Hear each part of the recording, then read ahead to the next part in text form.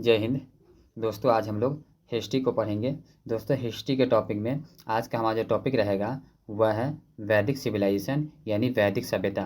दोस्तों यह ancient history का पार्ट है, ठीक है। तो चलिए हम लोग देखते हैं हिस्ट्री को।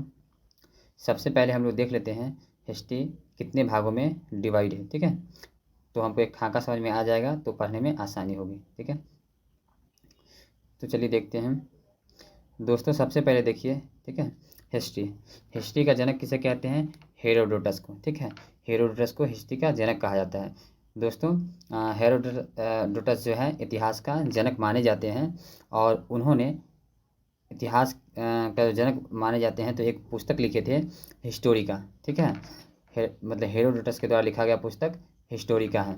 देखिए इतिहास को 3 भागों में बांटा गया है दोस्तों, ठीक है। पहला भाग जो दिया गया है प्राग ऐतिहासिक काल, दूसरा दिया गया है आद्य ऐतिहासिक काल और तीसरा दिया गया है ऐतिहासिक काल, ठीक है। तो देखिए प्राग ऐतिहासिक काल में क्या आता है? पाषाण काल, ठीक है।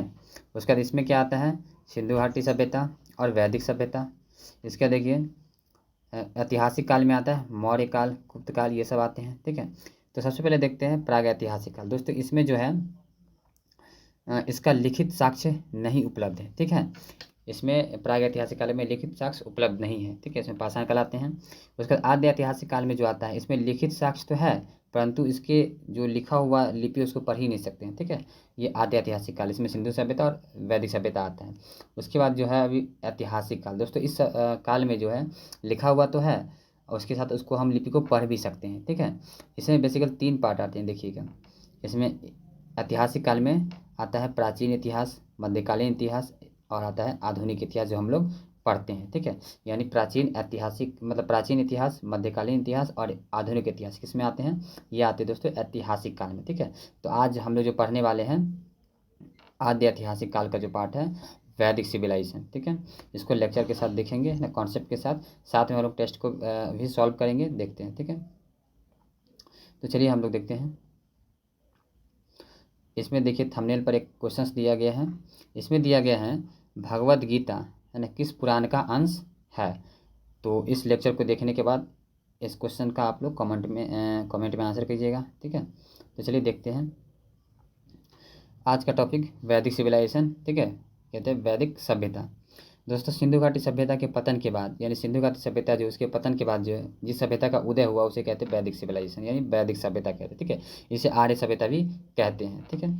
तो सिंधु घाटी सभ्यता जो था 2500 ईसा पूर्व से 1750 ईसा पूर्व तक था, ठीक है। 1750 ईसा पूर्व तक था, ठीक है। उसके बाद देखिए इसके बाद ये सभ्यता आया यानी वैदिक सभ्यता आया, ठीक। वैदिक काल को 2 भागों में विभाजित किया गया है, ठीक है। एक कहा गया ऋग्वैदिक काल, दूसरा उत्तर वैदिक काल, ठीक है। यानी कह सकते हैं वैदिक काल जो है दोस्तों 1500 ईसा पूर्व से, ठीक है, 600 ईसा पूर्व तक रहा, ठीक है। इसमें 2 भागों में बटा हुआ है। ऋग्वैदिक काल 1500 ईसा पूर्व से 1000 ईसा पूर्व और वही उत्तर वैदिक काल जो 1000 ईसा पूर्व से 600 ईसा पूर्व तक, ठीक है। तो चलिए हम लोग देखते हैं एक करके। इसमें देखिए वैदिक सभ्यता का आधार कैसा था? ग्रामीण था, ठीक है। इसी में सिंधु घाटी सभ्यता कैसा था? शहरी था। वैदिक सभ्यता ग्रामीण अर्थव्यवस्था पर आधारित थी। उसके बाद देखिए मैक्स मुलर के अनुसार आर्यों का जो मूल निवास स्थान मध्य एशिया था, ठीक है। मध्य एशिया में बैक्ट्रिया था।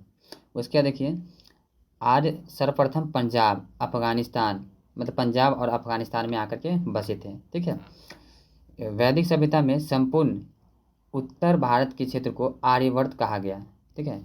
यानी वैदिक सभ्यता जो था यानी वैदिक काल में संपूर्ण उत्तर भारत को, ठीक है, आर्यवर्त कहा गया, ठीक। उसके बाद देखिए इसमें वेदों की चर्चा की गई। दोस्तों इससे पहले वाले वीडियो में वेद के विषय में बताया गया था, यदि आप उस वीडियो को नहीं देखे तो देख सकते हैं, ठीक है। तब तक इसमें भी हम बताते हैं। देखिए वेद और उसकी विषय वस्तु की बात कर रहा है तो देखिए वेद 4 होते हैं, पीछे भी बताया गया था। एक ऋग्वेद, यजुर्वेद, सामवेद और अथर्ववेद, ठीक है, जो उसके बाद बताएंगे। देखिए ऋग्वेद में 10 मंडल, 108 सूक्त और 1028 श्लोक तथा लगभग 10,600 मंत्र है, ठीक है। यानी सबसे ज़्यादा किसका संख्या है? मंत्रों की संख्या, इसलिए ऋग्वेद को मंत्रों का वेद कहा जाता है। पहला और 10वां वेद, ठीक है, यानी 10 जो मंडल है इसमें से पहला और 10वां ये दोनों वेद बाद में सॉरी मंडल बाद में जोड़ा गया। 2 से 7 तक के जो मंडल है उसे प्राचीनतम माने जाते हैं। यानी नंबरिंग में कह सकते हैं 2 से 7 तक के जो भी मंडल है उसको प्राचीनतम माने जाते हैं, ठीक है। ऋग्वेद में अग्नि, मंत्र, इंद्र, वरुण आदि देवताओं की स्तुति की रची गई है, मतलब प्रार्थना रची गई है, यानी संकलन कह सकते हैं उसमें है।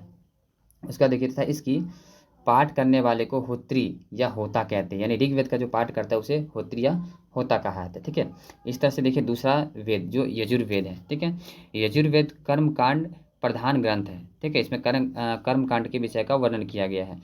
इसका पाठ करने वाले ब्राह्मण को मतलब अर्धवायु कहते हैं। ठीक है, यजुर्वेद दो भागों में विभक्त है। पहला जो कृष्ण यजुर्वेद, दूसरा है शुक्ल यजुर्वेद। यजुर्वेद मात्र एक ऐसा वेद इसमें गद्य और पद यानी कविता और कहानी दोनों रूप में लिखा हुआ है। ठीक है, उसका देखिए हमारा आता है सामवेद।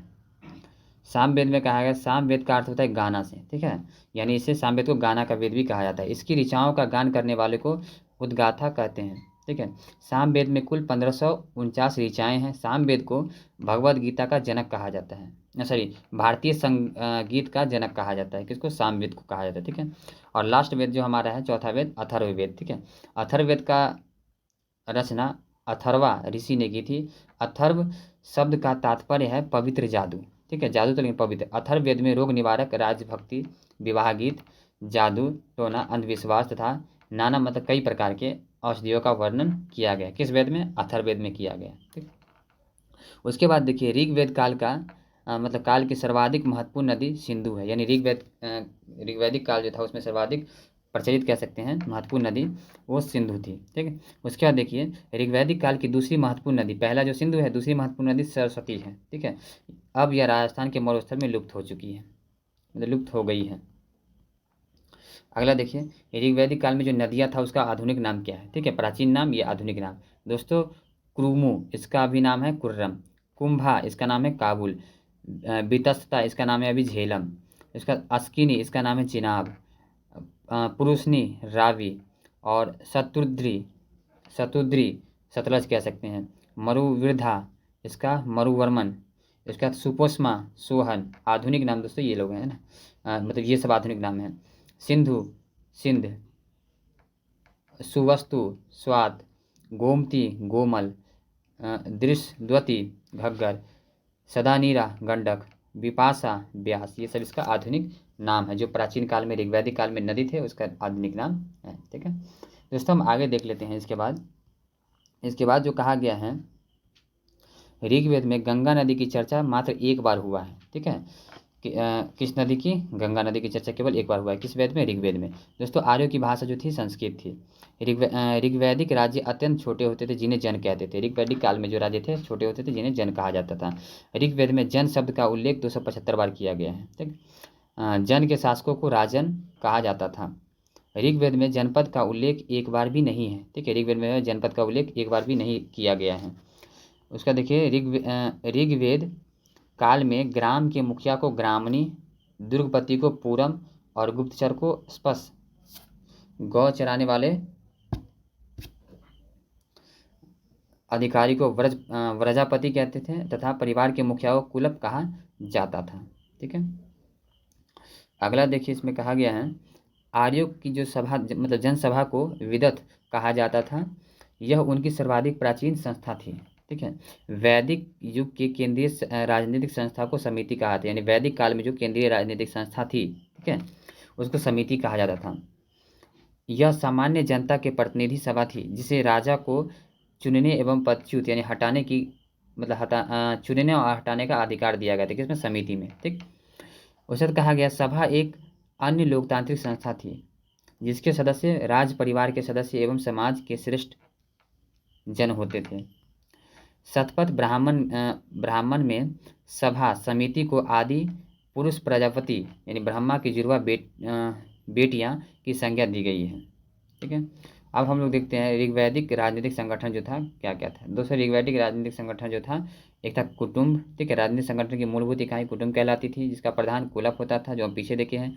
ग्राम का प्रधान होता था और ग्रामणी कहलाता था। ठीक है, उसका विश्व जो है अनेक ग्रामों को मिलाकर के विश्व बनता था जिसका प्रधान विश्वपति होता था। उसका जन अनेक विषयों को मिलाकर जन बनता था, इसका प्रधान जो थे गोप अथवा राजन कहलाते थे। ठीक है, अगला देखिए इसके बाद कहा जाता था समिति के जो अध्यक्ष थे उसे ईशान कहा जाता था। कर का निर्धारण करने वाले विशिष्ट अधिकारी को मतलब भगदूद कहते थे। उसके बाद अपराधियों को पकड़ने के जो कार्य करते थे उग्र कहा जाता था।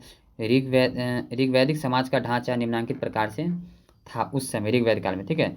गृह यानी परिवार, ग्राम, गोत्र, उसके बाद विश्व, जन, जो पीछे भी देखे हैं। ऋग्वैदिक काल जो था पितृसत्तात्मक था, ठीक है। ऋग्वेद के मंडल के 10वें मंडल के पुरुषोक्त में चतुर्वर्णों के यानी 4 वर्णों का उल्लेख किया गया। इसमें कहा गया है कि ब्राह्मण आदि पुरुष के मुख से और क्षत्रिय भुजाओं से, वैश्य से, जंघा से और शूद्र उनके पैरों से उत्पन्न हुए हैं। किसमें कहा गया? ऋग्वैदिक के मतलब ऋग्वेद के 10वें मंडल में इस बात को कहा गया है, ठीक है। वर्ण का चर्चा है। उसके बाद देखिए ऋग्वेद में आर्यों को ध्वज 2 बार जन्मे हुए कहा गया। आर्य का जन्म एक बार तब होता है जब वे माँ के पेट में उत्पन्न होते हैं, मतलब पेट से उत्पन्न होते हैं। दूसरी बार तब होता है जब उनका उपनयन संस्कार होता है। ऋग्वेद में अनार्यों को अव्रत, ठीक है, और मृदवाच और अनास कहा गया है। किसको? अनार्यों को, जो आर्य नहीं थे। उसका देखिए इसमें कहा गया है शतपथ ब्राह्मण में पत्नी को पति की अर्धांगिनी कहा गया है। ऋग्वेद में पत्नी को जयदेष्टम अर्थात पत्नी ही गृह कहकर संबोधित किया गया है। किसमें? ऋग्वेद में कहा गया है सब। ऋग्वेद काल में शिक्षा का आधार गुरुकुल पद्धति थी, जहाँ मौखिक शिक्षा दी जाती थी, ठीक है। उसके बाद देखिए ऋग्वैदिक काल के लोगों का मुख्य पेय सोमरस था। आर्यों के मनोरंजन का मुख्य साधन संगीत था। आर्य लोग मनोरंजन करते थे, संगीत के माध्यम से करते थे, ठीक है। ऋग्वैदिक काल के आर्यों का मुख्य व्यवसाय पशुपालन और कृषि थी, ठीक है। ऋग्वैदिक काल के लोग थे उसे क्या करते थे? व्यापार के रूप में पशुपालन करते थे या तो कृषि से उसका व्यापार चलता था। ऋग्वैदिक काल में विनियमन, ठीक है, के लिए गाय का प्रयोग किया जाता था, यानी सामान को लेन देन के लिए, ठीक है, विनिमय के लिए, यानी कुछ वस्तु देते तो कुछ लेने के लिए, तो गाय का प्रयोग इसमें किया जाता था। उसके बाद देखिए इसमें कहा गया है ऋग्वैदिक काल में युद्ध का प्रमुख कारण गायों की खोज और गवेष्टि थी। किसका कारण? युद्ध का प्रमुख कारण गायों की खोज और गवेष्टि थी। उसका देखिए ऋग्वैदिक काल में व्यापार हेतु दूर जाने वाले व्यक्ति पानी कहलाते थे, ठीक है, मतलब पनी कहलाते थे। जो दूर जाते थे व्यापार करने के लिए उसे पनी कहते थे, ऋग्वैदिक काल में कहते थे। आर्यों के मुख्य देवता इंद्र थे, ठीक है। और ऋग्वैदिक काल के देवता जो उनको देखिए, ठीक है। ऋग्वैदिक काल के देवता पहले इंद्र हैं, ठीक है। युद्ध एवं वर्षा के देवता है अग्नि। मनुष्य एवं देवता के मध्यस्थता कायम करने के लिए वरुण है। समुद्र का देवता, विश्व के विनायक, सतपथ सत्य का प्रतीक है ना, ये सब हैं। फिर देखिए ध जो है आकाश का देवता, सबसे प्राचीन देवता ध को कहा गया है। सोम जो है वनस्पति का देवता। पूषण पशुओं का देवता। उषा प्रगति एवं उत्थान का देवता, ठीक है। अश्विन जो है विपत्तियों को हरने वाला देवता। विष्णु जो है विश्व के संरक्षण में पालन करता। मारुत जो है आंधी तूफान का देवता। परीक्षित जो है मृत्युलोक का देवता, ठीक है। उसके बाद देखिए ऋग्वेद में मंदिर अथवा मूर्ति पूजा का उल्लेख नहीं है, ठीक है। ऋग्वेद में मंदिर और मूर्ति पूजा का उल्लेख नहीं किया गया, ठीक है। आर्यों द्वारा खोजी गई जो धातु है लोहा है, मतलब लोहा थी उस समय, ठीक है। आर्यों का प्रिय पशु घोड़ा था, ठीक है। उसके बाद हम लोग देख लेते हैं इसमें कहा गया है अब आता है उत्तर वैदिक काल में वर्ण व्यवस्था जाति पर आधारित हो गई। ऋग्वैदिक काल में कैसा था? मतलब एजुकेशन कैसा था? शिक्षा पर आधारित था, है ना। और उत्तर वैदिक काल में कैसा आ गया? जाति पर आधारित हो गया, है ना, वर्ण व्यवस्था।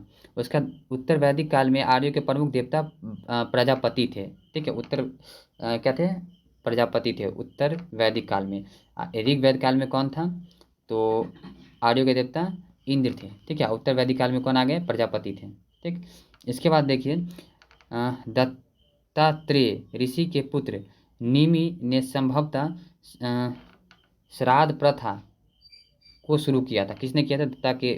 दत्ता ऋषि के पुत्र निमि ने किया था श्राद्ध प्रथा का शुरू, ठीक है। उत्तर वैदिक काल में किया गया था। उत्तर वैदिक काल में स्त्रियों की दशा अच्छी नहीं थी, ठीक है, किसमें? उत्तर वैदिक काल में। जबकि ऋग्वैदिक काल में अच्छी थी, है ना। उसे मतलब इस पत्नी को ही गृह कहा जाता था। उत्तर वैदिक काल में संभवतः 950 ईसा पूर्व महाभारत का युद्ध हुआ था। उत्तर वैदिक काल में आर्य सभ्यता का मुख्य केंद्र आधुनिक मध्य प्रदेश था, जो आधुनिक मध्य प्रदेश है। पंचाल सर्वाधिक विकसित राज्य था उस समय का, ठीक है। उत्तर वैदिक काल में ही सर्वप्रथम राष्ट्र शब्द का प्रयोग किया गया था, ठीक है। जब कहा जाए राष्ट्र शब्द का प्रयोग सबसे पहले तो उत्तर वैदिक काल में किया गया था, ठीक है। उत्तर वैदिक का कार्यकाल 1000 ईसा पूर्व से, ठीक है, 600 ईसा पूर्व में उत्तर वैदिक काल का था। उसके बाद देखिए उत्तर वैदिक काल में राजा के राज्याभिषेक के समय राजसूय यज्ञ का अनुष्ठान किया गया था। जब अभिषेक किया जाता था उस समय राजसूय यज्ञ किया जाता था, अभिषेक के समय राजा का अभिषेक। ठीक है, अब देखिए प्रचलित यज्ञ उस समय कौन कौन था दोस्तों। राजसूय यज्ञ था, अश्वमेध यज्ञ था, वाजपेयी यज्ञ था, अग्निष्टम यज्ञ था। ठीक है, ये सब यज्ञ थे। देखो यह मतलब राजसूय यज्ञ में देखिए यह यज्ञ राजा के अभिषेक के लिए किया जाता था, राज्य अभिषेक हेतु किया जाता था। इस यज्ञ से राजा को दिव्य शक्ति प्राप्त होती, ऐसे इसका विश्वास था। किससे? राजसूय यज्ञ से। अश्वमेध जो किया जाता था, इस यज्ञ में राजा द्वारा घोड़ा अथवा अश्व जिन क्षेत्रों से गुजरता था उन सभी क्षेत्रों पर अश्वमेध यज्ञ करने वाले का अधिकार कर मतलब मान लिया जाता था। उसके बाद वाजपेयी यज्ञ जो था, यह यज्ञ रथों की दौड़ कराता था, जो मनोरंजन रथ दौड़ की आकांक्षा से संबंधित था। उससे अग्निष्टोम यज्ञ जो है, इस यज्ञ में सात्विक जीवन व्यतीत करते हुए जन कल्याण हेतु अग्नि को पशु बल दी जाती थी। ठीक है, ये सब हमारे 4 यज्ञ थे एक वैदिक मतलब उत्तर वैदिक काल में। ठीक, उसके बाद देखिए उत्तर वैदिक काल में जो बताया गया है मुख्य दर्शन एवं उनके रचयिता। ठीक है, 7 दर्शन दिया गया था। चरवाक का दिया गया है, चरवाक। उसका सांख्य का कपिल, योग का पतंजलि, न्याय का जो है गौतम, पूर्व मीमांसा जैमिनी, उत्तर मीमांसा वृद्धरायन, और वैशेषिक का जो है उलुक कनाद। ठीक है, कनाद भी कह सकते हैं हम लोग। दोस्तों अगला पॉइंट पर आते हैं हम लोग पुराण की। क्या है, पुराणों की संख्या हम जो दिया गया है 18 है। मत्स्य, विष्णु, नारद और वामन मुख्य पुराण है इसमें से 18 में से। ठीक है, पुराणों का संख्या इस प्रकार दिया गया, आप लोग इसको रीड भी कर सकते हैं। ठीक है, इसके बाद देखिए महाभारत, रामायण एवं महाभारत की रचना क्रमशः महर्षि वाल्मीकि। ठीक है, रामायण की महर्षि वाल्मीकि और महाभारत का वेद व्यास ने मतलब किए थे। महाभारत को जय संहिता एवं सतसहस्त्री संहिता के नाम से भी जाना जाता है। दोस्तों आज हम लोग इतना पढ़ लिए। ठीक है, इसका अभी हम लोग देखते हैं कि इससे संबंधित प्रश्न, ठीक है, टेस्ट के रूप में ऑब्जेक्टिव टाइप क्वेश्चंस को सॉल्व करते हैं। ठीक है, तो देखिए पहला प्रश्न जो हमारा है इसमें कहा गया है वैदिक साहित्य में सभा और समिति को किस देवता की जुड़वा पुत्रियां कहा गया है। दोस्तों इस प्रश्न का सही आंसर है प्रजापति को कहा गया, जो हम लोग पीछे पढ़े भी है। ठीक है, उसका दूसरा प्रश्न क्या है उत्तर वैदिक पाठों से संबंधित पूरा तात्विक संस्कृत है। तो इस प्रश्न का सही जो आंसर है ऑप्शन नंबर सी, चित्रित धूसर मेधभांत। दोस्तों अगला प्रश्न नंबर 3 नंबर प्रश्न देखिए, इसमें कहा गया है दुर्गा के कितने पौराणिक नाम हैं। तो इस प्रश्न का सही जो आंसर है दोस्तों ऑप्शन नंबर सी। ठीक है, 108 पौराणिक नाम हैं।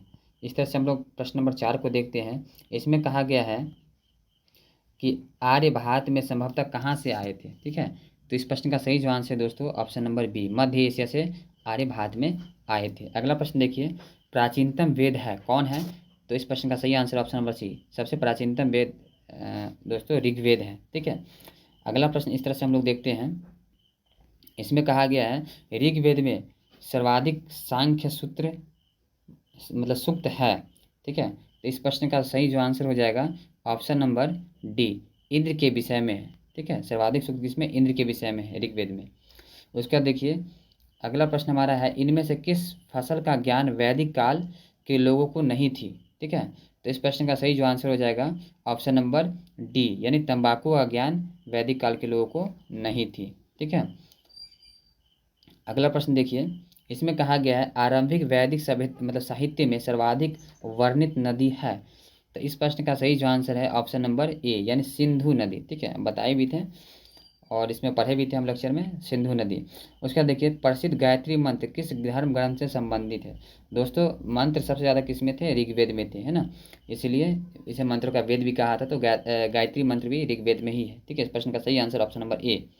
अगला प्रश्न देखिए प्रश्न नंबर 10, इसमें कहा गया है हिरण्यकश्यप का संबंध किस पर्व से है। ठीक है, तो इस प्रश्न का सही जो आंसर है ऑप्शन नंबर ए, यानी होली से, हिरण्यकश्यप का होली से संबंधित है। उसका देखिए निम्नलिखित ब्राह्मण ग्रंथों में कौन सा एक ऋग्वेद से संबंधित है। तो इस प्रश्न का सही आंसर दोस्तों ऑप्शन नंबर ए, ऐत्रेय, यानी ब्राह्मण ग्रंथ है। ठीक है, ऋग्वेद का ऐत्रेय और कास्त्कीय 2 ब्राह्मण ग्रंथ है, इसमें से ऐत्रेय इसमें ऑप्शन में दिया गया ऑप्शन नंबर ए। ठीक, अगला प्रश्न देख लेते हैं 12 नंबर प्रश्न में दिया गया है। इसमें कहा गया निम्नलिखित 4 वेदों में से किस एक में जादुई माया और वशीकरण का वर्णन किया गया। दोस्तों ये IAS 2004 में पूछा हुआ प्रश्न है। ठीक है, तो कहा गया जादुई माया और वशीकरण। ठीक है, तो इस प्रश्न का सही जो आंसर हो जाएगा ऑप्शन नंबर सी, यानी अथर्ववेद में जाने थे कि उसमें जादुई माया के विषय में वर्णन किया गया है। ठीक है, तो हम लोग देख लेते हैं अगला प्रश्न। प्रश्न 13 होगा हमारा। चलिए देखते 13 नंबर प्रश्न में क्या है। इसमें 13 नंबर में कहा गया है न्याय दर्शन के प्रतिपादक कौन है। ठीक है, तो हम लोग देखे थे न्याय दर्शन का प्रतिपादक कौन है, गौतम है। तो इस प्रश्न का सही आंसर है ऑप्शन नंबर डी। ठीक है, गौतम।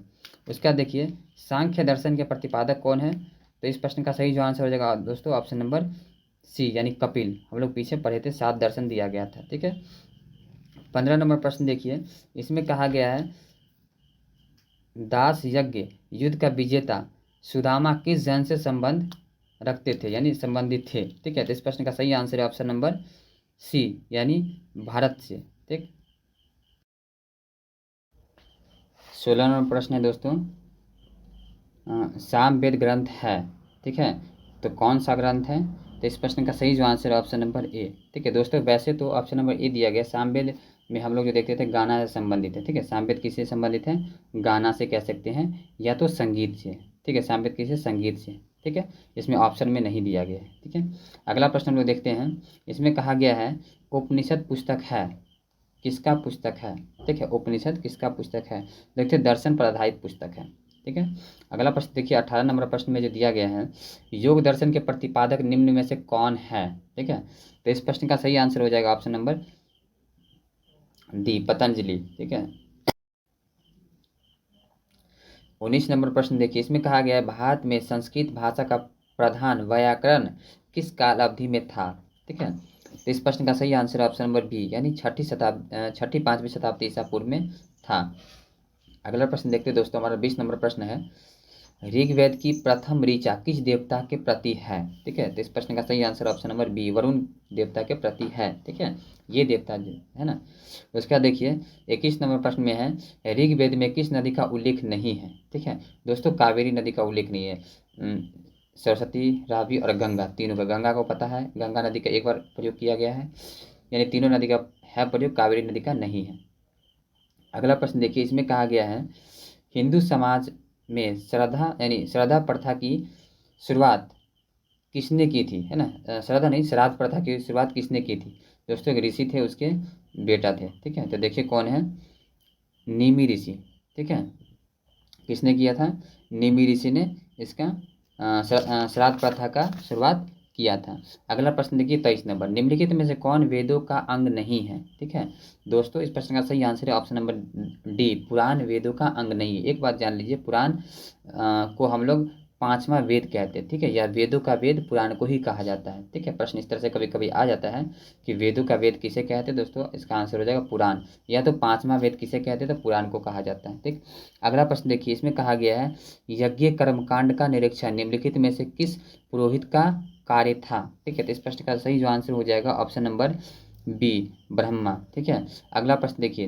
भारत के राज्य प्रतीक में सत्यमेव जयते शब्द निम्नलिखित में से किस एक से लिए गए हैं। ठीक है, तो दोस्तों इस प्रश्न का सही आंसर होगा मुंडकोपनिषद। ठीक है, मुंडक उपनिषद कह सकते हैं। तो इस प्रश्न का सही आंसर है ऑप्शन नंबर डी, मुंडक उपनिषद। राइट, उपनिषद कितने हैं दोस्तों, 108 उपनिषद हैं। ठीक है, पुराणों की संख्या 18, नक्षत्र कितने 27। इस सबको आप याद रखेंगे ऑब्जेक्टिव टाइप क्वेश्चन के लिए। ठीक है, अगला प्रश्न देखिए 26 नंबर में कहा गया है ऋग्वेद में किस नदी का उल्लेख नहीं है। ठीक है, तो इस प्रश्न का सही जो आंसर हो जाएगा ऑप्शन नंबर बी, रावी नदी का उल्लेख नहीं है। ठीक है,